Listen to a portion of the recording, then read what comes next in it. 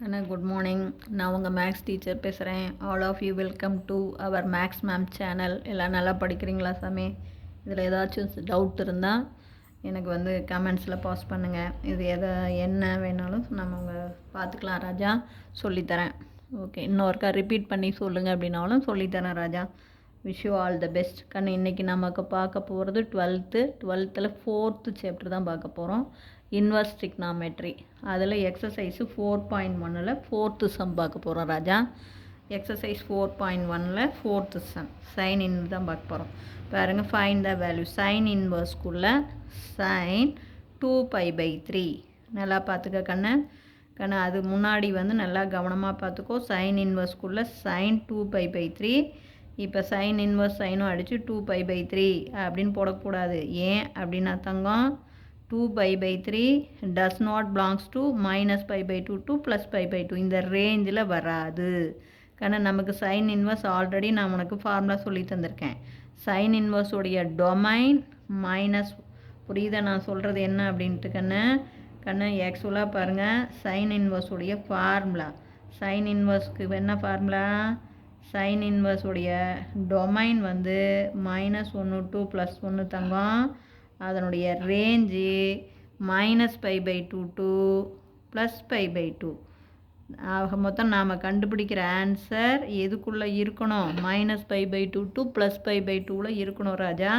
பாருங்கள், அப்போ இங்கே இந்த 2π/3 நம்ம இந்த ரேஞ்சில் வராது. -π/2 +π/2க்குள்ளே இது இல்லை.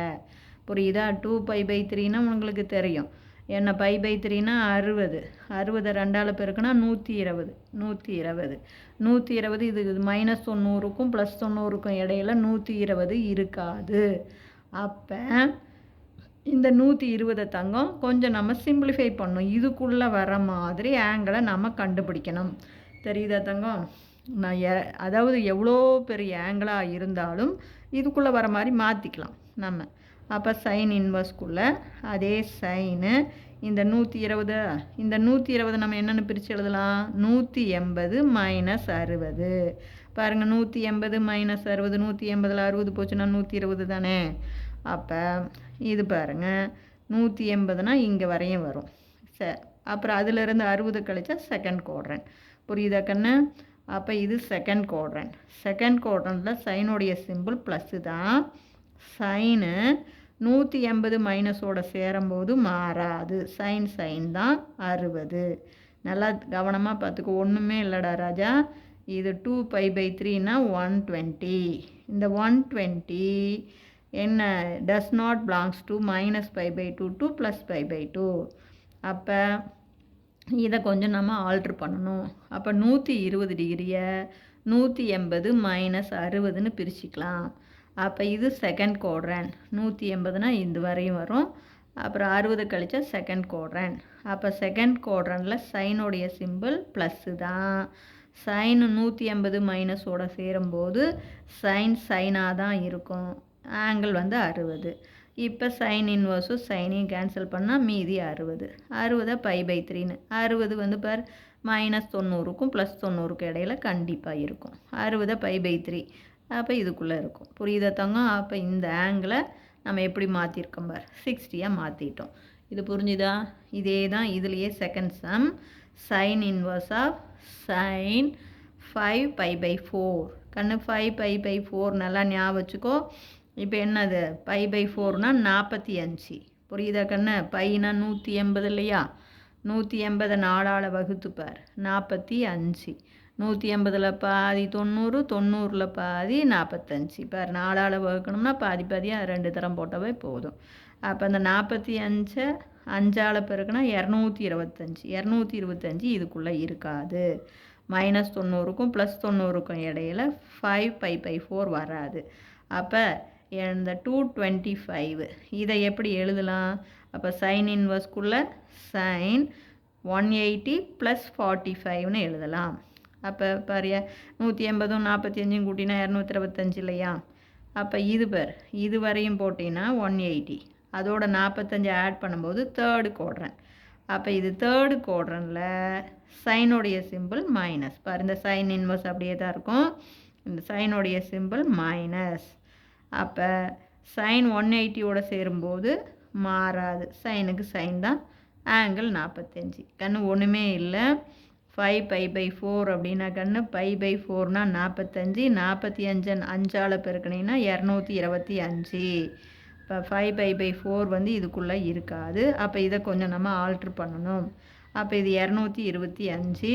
இந்த 225 அதே சைன் இன்வர்ஸ் சைன் இந்த 225 180 + 45ன்னு எழுதலாம் தாங்க.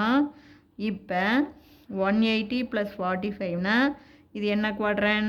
Third quadrant. அப்போ சைன் இன்வர்ஸ்க்குள்ளே இந்த சைன் பாரு, இது தேர்டு குவாட்ரன் அப்படின்னா சைனுடைய சிம்பிள் மைனஸ். புரியுதா தங்கம்? ஏன் மைனஸ் வருதுன்னு தெரியுதா? இதுதான் சிம்பிளிஃபை பண்ணுறேன். இந்த சைன் இன்வர்ஸ் அப்படியே தான் இருக்குது. இது தேர்டு குவாட்ரண்ட் அப்படிங்கிறனால சைனுடைய சிம்பிள் மைனஸு. சைன் 180 கூட சேரும்போது மாறாமல் சைனாக தான் இருக்கும். அப்போ சைனு 45. புரியுதா? நீ 2 பாயிண்ட் தான். என்ன குவாட்ரண்ட், அந்த குவாட்ரண்டில் சிம்பிள் என்ன, மாறுமா மாறாதா, அவ்வளோதான். அப்போ குவாட்ரண்ட் தேர்டு குவாட்ரண்டில் சிம்பிள் மைனஸு, சைன் மாறாமல் அப்படியே தான் வரும், 45. அப்போ இப்போ பாரு, மைனஸை உள்ளே கொண்டு போயிடலாம். இப்போ சைன் இன்வர்ஸ்க்குள்ளே சைன் -45, சைன் இன்வர்ஸ் கேன்சல் ஆயிரும். அப்போ -45.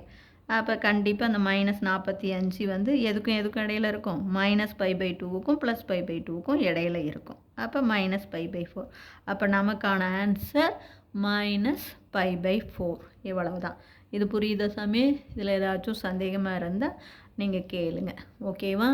அடுத்த கணக்கும் பாரு, எக்ஸசைஸு 4.1 5th சம். அந்த 5th சம்மும் ரொம்ப ஈஸியானது. For what value of x does sin x = sin inverse of x. எக்ஸுக்கு என்ன வேல்யூ கொடுத்தீங்கன்னா sin எக்ஸும் sin இன்வர்ஸ் ஆஃப் எக்ஸும் ஈக்குவலாக இருக்கும் அப்படிங்கிறக்காங்க. கண்ணு எக்ஸுக்கு பதிலாக 0 கொடுத்தீங்கன்னா மட்டும்தான் sin 0 0, sin இன்வர்ஸ் ஆஃப் 0 0, ரெண்டும் 0 வரும். எக்ஸுக்கு வேறு எந்த வேல்யூ கொடுத்தினாலும் இது ஆங்கிள் ஆயிரும், இது நம்பர் ஆயிரும். புரியுதா? அப்போ ஒன்லி பாசிபிள் வேல்யூ எக்ஸ் = 0. 0 மட்டும்தான் போத் சைடு வந்து எப்படி இருக்கும், ஈக்குவலாக இருக்கும். சைன் 0வும் 0 வரும், சைன் இன்வர்ஸ் ஆஃப் 0வும் 0 வரும். அப்போ only one possible value X = 0. X = 0 மட்டும்தான் நமக்கு பாசிபிள் வேல்யூ. புரிஞ்சுதா கண்ணு? இவ்வளோ தான். தேங்க்யூ.